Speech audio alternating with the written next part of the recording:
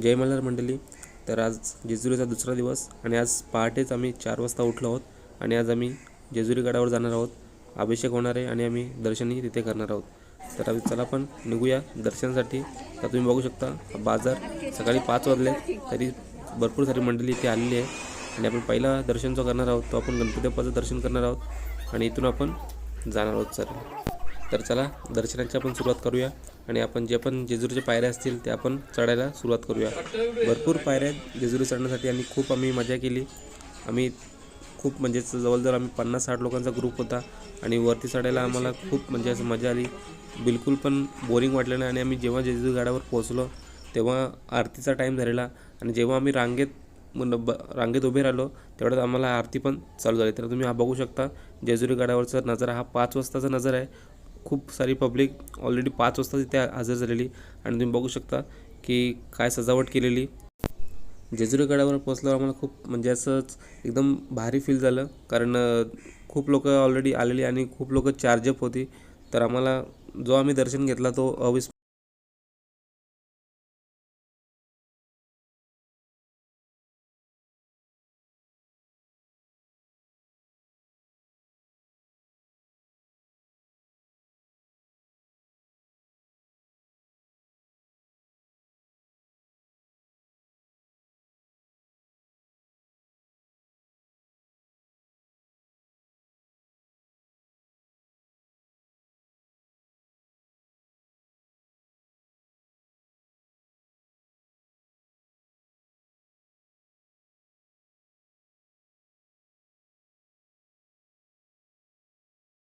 गडावरून सुंदर असा नजारा दिसतोय. आणि दर्शनानंतर आम्ही अभिषेकसाठी गेलो होतो, जिथे आम्ही जे आमचे घरचे देव असतात त्यांचा अभिषेक